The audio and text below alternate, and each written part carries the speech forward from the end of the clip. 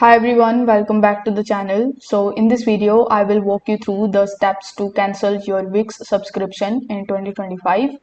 For that, first of all, you will have to come in your wix.com dashboard. So simply type wix.com in your web browser and provide your login credentials in order to log in into your account. Now, once you are on your dashboard, simply click on your profile icon in the top right hand corner and click on account settings. Now, once you are in your account settings page, you will see this billing history option. So if you click on billing history, you will see all of the billings that you have made with Wix. So from here, you can easily manage them.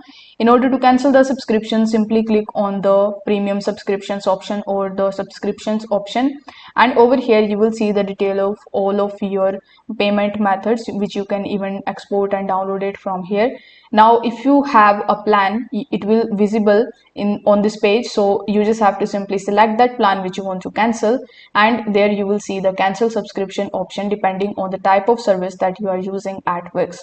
So you just have to simply select cancel, select the reason of your cancellation and confirm your cancellation.